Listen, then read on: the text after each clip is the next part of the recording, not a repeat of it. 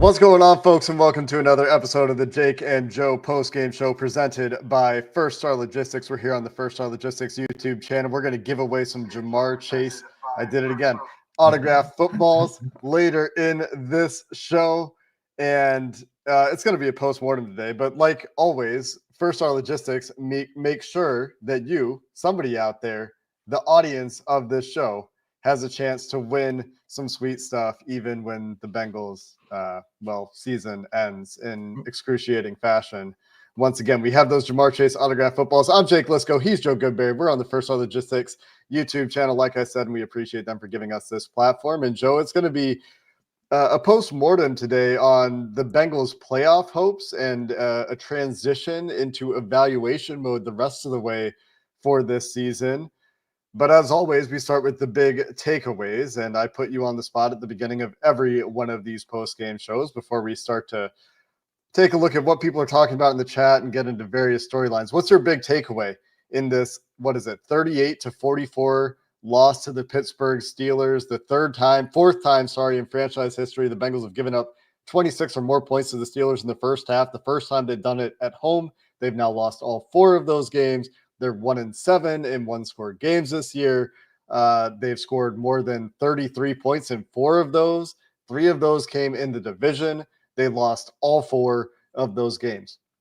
So I throw a bunch of stats out there. What's your big takeaway after the game, Joe?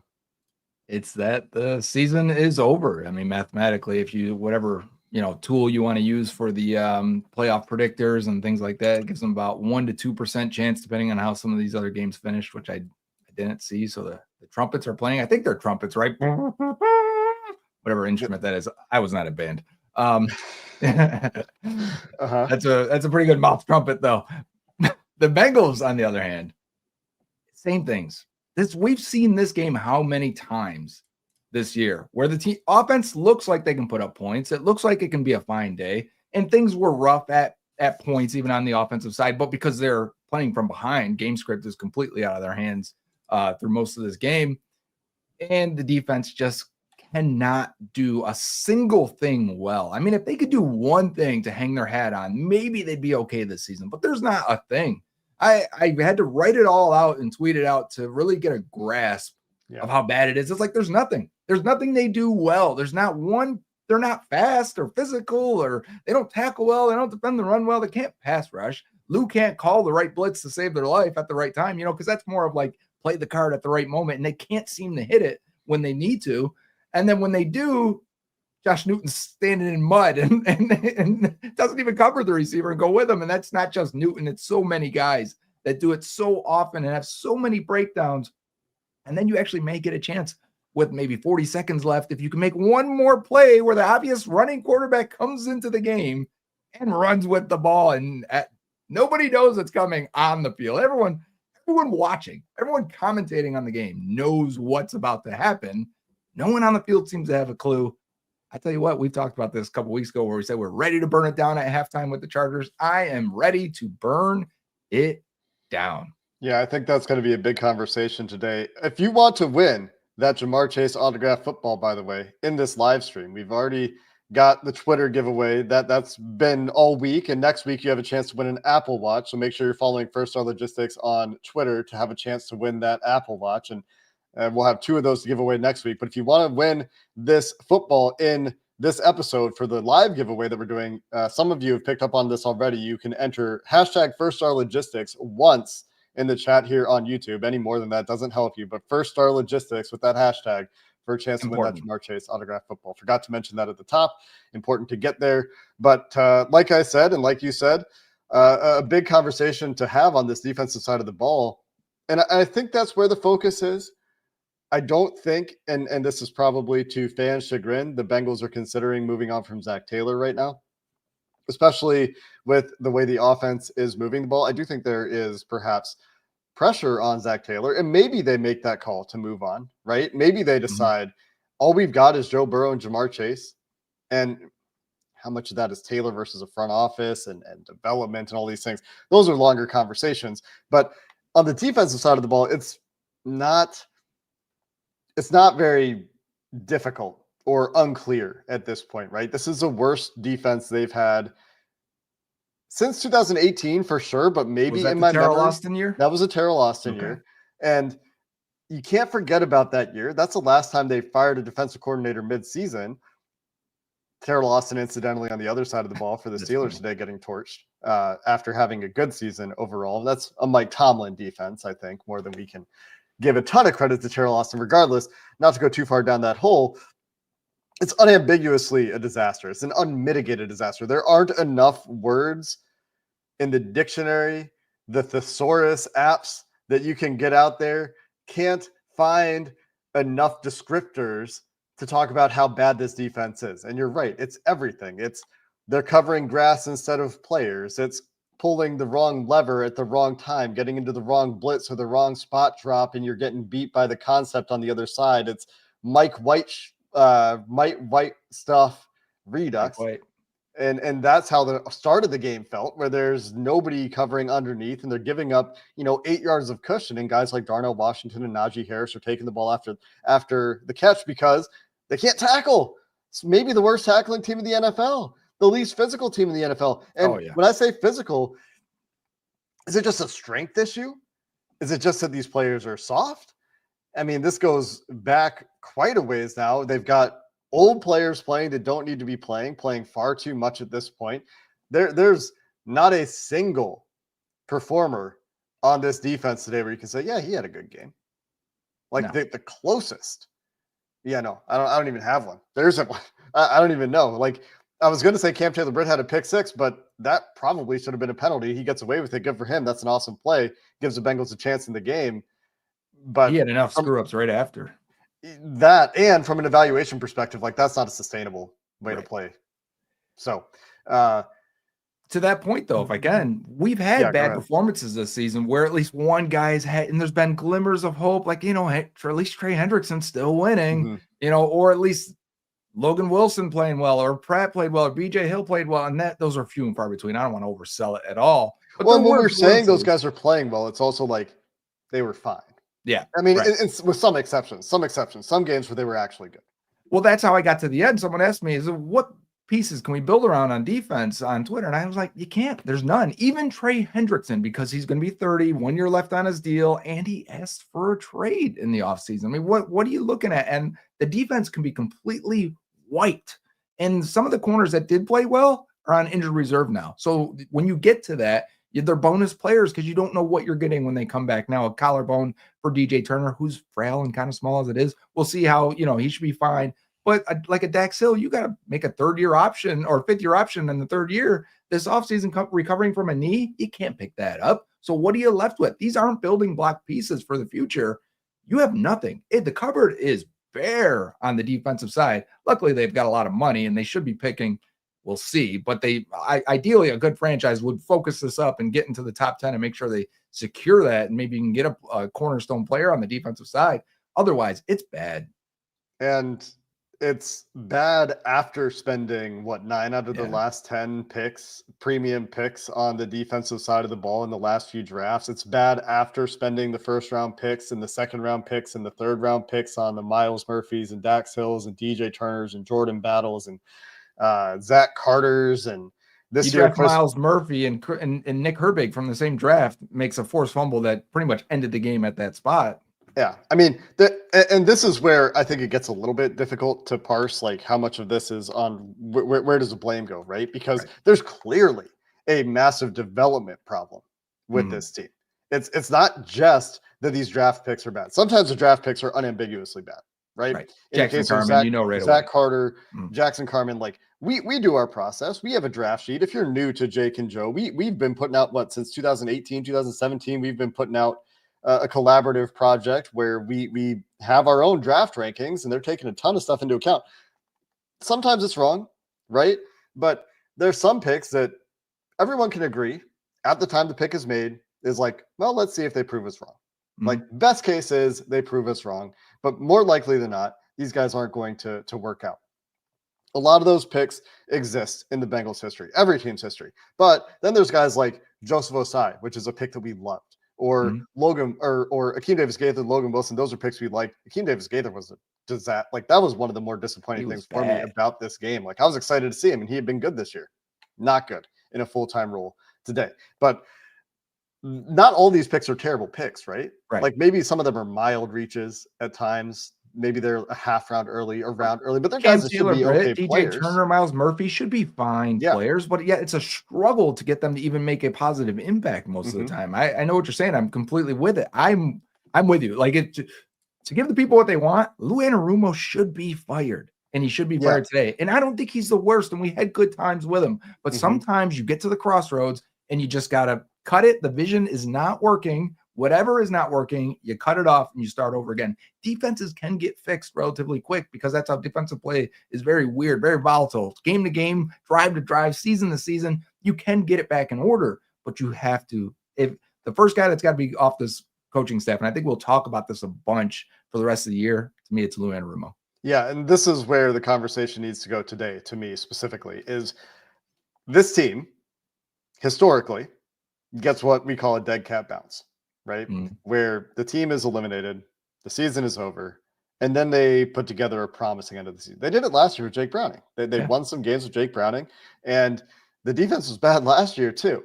And so you've seen this with this team before, and then they get this dead cat bounce where they win a couple of games down the stretch. Maybe they beat Pittsburgh, and Pittsburgh maybe doesn't have anything to play for at that point. But like in the past, it's been beating Pittsburgh late in the season that has saved jobs. Or beating X team that they want to really Cowboys beat. Coming up. Yeah. The only reason to fire Lou today is because this franchise reacts to those dead cat bounces. And they get sucked into these small samples of meaningless football at the end of the season after having a preponderance of evidence, right, that tells us that this team This defense can't develop players. They have players that don't know what they're doing. They don't trust each other. They're in the wrong spots. They're not assignment sound. They can't tackle. And some of that assuredly is on the front office. And this is where it's hard to separate them, right? But not all of it. Like we were talking about with some of these picks being picks that should be fine picks. There is a development problem. There is a coaching problem. That is abundantly clear over this season, last season. The adjustments that they make that are correct are too few and far between, and they can't get players on the same page, and they can't get players to improve. And at that point, you need to move on. But do you trust them to move on if they see that dead cat bounce? And I don't think they're going to make the move in season, to be clear. But if there's somebody in that building that knows what's happened with that defense this year and is willing to take that stand, I would stand up to Mike Brown and whoever's making those decisions, be like, we got to do this. We can't let late season results cloud our judgment here and make us forget about what's happened this season. And even if it's not Lou's fault, you need to reset it. I don't see this recovering with Lou Anarumo and that staff leading things on the defensive side of the ball. And I don't like that. I like Lou, and I like what he's been able to do. Like you said, there have been great times. There have been awesome game plans. But whatever he had when they had the Jesse Bates and DJ Readers back there to help put together and build the defense around those guys, they don't have it anymore. And it's too hard to see it recover. Yeah, sometimes you catch lightning in a bottle and everything works out for a short stretch, and it did. And even then, those defenses weren't great. They were timely. They pulled the right lever, to use your phrase, which I really like now that you said that, after I was trying to say they play the right card. But I definitely like the lever. Anyways, Both of those are good. I like that. I see the comments though over here, and people are saying, what about these other coaches? And be consistent. I don't know if they mean us or not, but yes, Frank Pollock should be gone too. He's had more than enough opportunities. Oh, yeah. They've invested more than enough money in the offensive line. We're just talking defense right now. I think the safety coach has gotten nothing out of that group this year. The defensive line coach hasn't developed anyone. Like this sentiment on the screen here, Lou, nothing to work with. If you mean he has no players to work with, like this is what we're talking about. They drafted 9 out of their 10 premium picks in recent drafts on the defensive side of the ball, and they're not getting it out of those guys. So anyway, sorry to interrupt your point. Go you're 100% right. They have done that. I understand they have lost DJ Reader and Jesse Bates. Everyone agrees with that and understands those are bad moves, especially Jesse Bates. But you also, you get Dax Hill in the first round. There's also a vision issue, a unified vision between personnel and coaching. Or, Dax Hill, we got a really high grade on him. We're going to draft him. How do you guys see him playing in the NFL? Yeah, butchered it completely. You saw the sniping between the coaches and the personnel whenever they were asked about Dax Hill, about coaches got to figure out how to use him, and we're not sure he's a safety, and until you get him at corner this year. That's the Bengals can't afford to have that. That's how good teams end up faltering when they get nothing out of draft classes. The good teams know what they're drafting. It's unified between the personnel and the coaching staff. They get them in position and they play them there. Joseph Osai spent 3 years playing defensive tackle because in nickel packages because they didn't know that he was potentially their second best edge rusher. He still is this year, by the way, and it's no surprise or shock. He's not great, but he kind of butchered the development there as well, even though he's had injuries. You look around and at the cornerback room too, and you wonder what they're doing with these guys and who's playing where. Where's Jordan Battle? Where's he been all year? Why was it a mystery that, hey, he was actually decent for a rookie? But no, we need our veterans in there. We need Von Bell back, and he's got to start for the first 13 weeks or 12 weeks. I guess week 13. The vision can't be disjointed for this franchise. That the number one pillar, and it's a pillar for every team. But for the Bengals, you need to draft and develop better than most if you want to win a Super Bowl. Or they could just do contracts normal. Which that would be easier. Asking too much. It would be easier. It would be easier to live by starting to guarantee money than trying to live the way they're living. If their priority was to win football games, which now we're questioning again. And the fact that we have to question it year after year. I mean, there's probably an answer in the question that we've had to ask year after year. And let's take a quick second here to remind people, if you haven't gotten here, we've had a bunch of people here since I said this at the top of the show, 700 people here. I think there were only a couple hundred earlier in the show. We are giving away those Jamar Chase signed footballs that you see on your screen right now. Next week, we've got those Apple Watches to give away. If you're interested in that football that we're giving away today, it's hashtag First Star Logistics in the YouTube chat. We've already gone through the week of the giveaway on Twitter. You missed that one, but if you're in the chat, you can enter that hashtag First Star Logistics. You got to live in the United States, as we have on the graphic there. We'll give that away at the end of the show. Next week, you can come back for that Apple Watch. We'll have 2 of those to give away. Again, one on Twitter. Follow at First Star Logistics, at First Star Logs, on Twitter, the First Star Logistics Twitter page, and you'll see the instructions there. You're going to want to follow me at Jake Liscow, Joe at Joe Goodberry, Dave Lapham, and you'll see all that in the tweet. Just wanted to make sure the late arrivers have a chance to win that football before we get back on the topic of this game. We haven't hardly even talked about the game itself. I know. As it was. Stats on the bottom, though. Dave's hooking us up with that. Yeah, we've got the stats running at the bottom. We know what happened in some of these other games. What was it? The only relevant game was the Colts win that we have a result on so far. Chargers today. Also came back and beat the Falcons a little bit at the end there. Yeah, I mean, that was Very well out of reach percentage. after last week, losing that game on the road. Hilariously, the game ended, the Colts-Patriots game, with a 68-yard field goal attempt from the New England Patriots. After the Colts scored with like 12 seconds left, the Patriots got into position to kick a 68-yard field goal, and that's one of the impacts of the new kickoff rule. Anyway, none of these games are going our way, and even if the Bengals were winning so far, like the last 3 weeks, have you been watching with us? Like, we need this, we could use this. None of them on the. Well, Bengals. If they were 6-6 right now, just for the sake of that argument, they would be not 6-6. Does that math work? Yeah. 6-6. Yeah, they would be actually just a game behind the Broncos, and they would still have that Broncos game ahead of them. So they could still hypothetically control their own destiny in that situation. Let's talk a little bit about this game. Do we want to talk a little bit about this game? I mean, this is a game that decides their season. The defense gets a pick six to start the game, and they force one other punt. They had a few field goal stops. Blocked field goal. And Joseph Osai had the blocked field goal, which could have given them life. That could have been the X factor, the play that gave them a chance, because that keeps it a 1-score game at the time. And as soon as the Bengals are down 2 scores with this defense, I become pretty hopeless. But despite all of that, they had an onside kick chance at the end of the game, which is a miracle play in this NFL that they needed to win the game. But like I said at the top of the show, this is the 4th time in team history they've given up 26 or more points to the Steelers in the first half. They've played the Steelers a bunch of times. All of those historical incidences happened on the road in Pittsburgh. And I think there were 2 in the early 2000s, 1 in the 70s. and they lost all of those games, of course. But 27-21 at halftime, they score 31 offensive points and get a defensive touchdown against a team allowing just 17 points per game.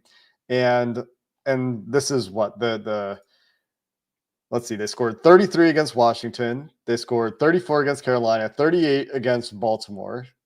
They scored 41 against Vegas, 34 against Baltimore again, and 38 against Pittsburgh. So they are 2-3 in games where they scored 30 or more points this year. Did I count that right? 1, 2, 3. No, I didn't. 4 losses and 2 wins. 2-4 in games where they've scored 30 or more points on offense. And those were all more like 33 or more, really. It's just so frustrating to watch the same thing every week where the defense is just hopeless. This is just like the Washington game. And Joe Burrow is doing awesome stuff, overcoming poor protection. And when he makes any mistakes, the game just ends. And he gets strip sacked twice in this game. Yeah, we should talk about that, right? There was the strip sack. They were driving on the first one, which stinks. They could have potentially gotten in control. That pick six really set them, a possession up. And then that forced fumble. The Bengals were driving down. They could be in control of this game at that point. Burrow's trying to extend and make a play here. Watt circles back around basically and chops it out. That happens. Watt seems to have a magnet to forcing the ball to go towards the Steelers. You get the interception later. Cam Hayward was playing crazy. It doesn't even rush. We should talk about Cody Ford for a second. That was primarily who we went against. Ford wasn't the answer as expected. He was better than Wilson, though, actually. In the first half, I was okay with him. I was like, hey, Ford's doing okay right now. And then, as it went on, I'm like, yeah, they're kind of just attacking him at this point. They're really pushing the pocket. But Hayward doesn't rush, tips it. It tips off Higgins' hands, intercepted. And then 2 plays before the strip sack return for a touchdown, you see Orlando Brown on a pole. They try to pitch play. And, man, I don't know if you caught that, but he stops running because he can't move. Mm-hmm. And I'm like, he's still hurt.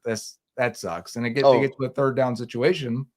There's no question that he's still hurt. He tried to play this game hurt and tried to help them in what could have been their last and was essentially their last stand. And it was obvious that he was hurt. He played. Hayward had that blow up in the middle on the backfield too, and that was because they're pulling forward and they need to down block and they can't. Yeah, he missed the cut block. Yeah, they can't get there. He's just don't have the athleticism. Well, Nick Herbig, who is a very good player already, and rushes around that edge, gets right around him, and knocks the ball out of Burrow's hands. Picked up by Peyton Wilson, who was a good mid-round pick. Scored really high for us, Jake.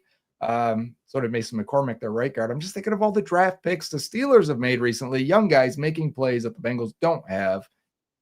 Point being is that the offensive mistakes, not all on Burrow, but probably mostly offensive line, not getting a great play call, not having balance. We've talked about this so often this year. The run game looked like it could at least create some explosives, and then it was shut down, and Chase Brown's getting 1 or 2 yards every carry, and they just don't have enough of a run game to dip into. Like, if you get a glimpse in the first quarter, maybe first quarter and a half, that, hey, run game actually worked today, that's it. They've expelled all of their run options, and it's not great. Cam Grandy playing a bunch today as a blocker.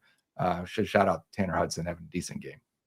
Cam Grandy with 9 snaps, Tanner Hudson with 12 snaps, Mike Gesicki 27 snaps, and Drew Sample with 39 snaps out of 62, according to initial PFF charting. Khalil Herbert gets on the field for 6 plays, and one of those is a nice run for him. Jermaine Burton, only 2 plays in this game. Andre Yosevach playing a ton, and Andre Yosevach was good. This was maybe Andre Yosevach's best game as wide receiver 3 of the year in terms of consistency and doing a variety of things, and there's no mistakes that were obvious for him in this game. We didn't see Burton, right? Burton had 2 catches. Not 2 catches. 2 snaps. Yeah, he was the return man, though, kick return. And he was solid as a returner. He's a fine kick return option. They were testing him throughout the game. But yeah, I mean, Burton back in the doghouse offensively, like there's no trust there coming out of the bye week. Yeah. And so, it's hard because Burrow needs to be perfect, and he has one play where you can blame him for anything, which is him trying to create and step up in the first strip sack, where maybe he can feel that retrace from TJ Watt, maybe. But besides that, like, the guy's making insane plays under pressure. I'll pull up just one of them because there's a cool angle on it. Let me make sure I get everything muted here first. Let me This is going to take a second because I don't want to blow your guys' ears out with not having this muted. But the blew him out. Blew him out anyway. I did my best. So this is a cool angle of this play. I have not seen this. Sarah Lease, who was at the game, had the tweet of this angle. And so this is a touchdown pass over the middle of the field to Jamar Chase. This jump pass where there's pressure, I think, from the left tackle. TJ Watt gets in there. Or sorry, the left side of the defense, the right tackle. Yeah, you got captions on for some reason. And Joe steps up, and right as he's about to just get crushed, like throwing from that platform, which the field goal post partially obstructs there, is just insane. It's such a cool video. And he got hit. He got demolished in this game. Just got hit after hit after hit. Yep. Yeah, it was not super pleasant to watch him taking those hits, but this play is really cool. And he was doing a lot of this in this game, which is, Joe Burrow is still playing at a high level. I know we had the turnovers in this game. Yeah, he's been great. But two of those aren't his fault, in my opinion. One of them is a strip sack as he's trying to throw the ball because there's an instant pressure from Herbig just running a circle around Orlando Brown. And one of them is a tip ball interception. I love it because it takes me back to the evaluation. When the terrible season 2019 is going to lead into my last few minutes here, my last point. 2019. Such a terrible year, and we were so lost as a fan base, and we were watching Burrow, and that reminds me of the Texas game. I think it was 4th down. They needed a play. He steps up in the pocket, throws it, jumping in the air as he's getting crushed. I think it was Jefferson catches it, goes up the sideline, and they end up beating Texas. Yeah. And that we've seen Burrow do things like this, but when you see it, it brings me back to that and has me thinking, like, what are we watching for the rest of the season? Some people aren't going to watch anymore, and I get it. That's your prerogative. You do what you want to do. Some people like the evaluation mode. Some people like rooting for, at this point, tanking and getting as high as pick as possible. Maybe it's just watching the young players. Maybe now Myles Murphy can get a full game. We can get a full game to watch him and see what he actually can do. It's coming out of the bye week. We bench Cordell Volson. You get Cody Ford in there. I don't want to see that. Let me see Matt Lee play some. Let me see Jordan Battle. He's started. So let's continue to see that for the rest of the year. Let's watch Josh Newton the rest of the year. Let's see these young guys as much as possible. And let's see what they can do. I don't want to see Joe Bacci as the third linebacker in these situations. Those are just a few snaps. But what are we doing? That's not part of the evaluation. I feel like you have better players there that can help you out. So we're going to be watching for that. It turns into evaluation mode. It turns into who do you have for next year? Who can you build around for next year? And if you're not watching, that's fair. You can not watch, and I'm cool with that. But don't come tell me who they should build around if you didn't finish watching the final 5 games. I'm just saying that from my own perspective, my own mental sanity as I try to navigate this last month here. And the big spotlight at this point is Amarius Mims finishing the season. I thought he played admirably against TJ Watt. We'll see how it looks on film review. I thought they actually did a pretty good job against Watt for the most part. And that's a tough assignment, obviously. But on the offensive side of the ball, it's Mims, it's Chase Brown. And that's probably it. Largely, we know who Chase Brown is at this point. We know who Jamar Chase is at this point. We know who Joe Burrow is at this point. Can they get Matt Lee on the field at some point? I remain a little bit skeptical. Me too. That we'll actually see that. Skeptical they'll do it. Yep. Jermaine Burton, at some point, you got to figure that out again. At some point this season, he has to get more snaps, get more work in. On the defensive side of the ball, it's really a shame that DJ Turner and Dax Hill are injured because those guys playing the rest of the season at corner would be valuable for their development. If Cam Taylor-Britt can build on anything the rest of the year as he's playing for his NFL future, that is a player that you're watching in terms of defensive evaluation. But then it's the defensive line, right? It's Myles Murphy, it's Chris Jenkins, it's McKinley Jackson, it's can Muma Jong-Meta get on the field at some point? Is that a player that we need to see? He had 0 defensive snaps in this game. Can they make a change at safety? Do we still need to see Von Bell and Geno Stone out there? Do we still need to see Sam Hubbard out there, who, by the way, today was outsnapped by Joseph Osai? I don't know if you're getting real body, Jake, or if I am.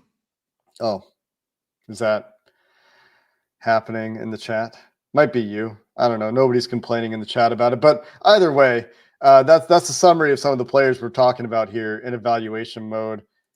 And let's get to that giveaway. We've got a couple of Jamar Chase autograph footballs to give away. One of them, a Twitter giveaway. One of them, we'll be giving away from the live stream itself. So hopefully you've entered that hashtag First Star Logistics. Let's give away our Twitter winner here, Joe, if you can hear me. I can now. And you can announce our Twitter all right, winner. So it looks like I'm back. Yeah, I've got it. And it's Larissa077. Congratulations, Larissa.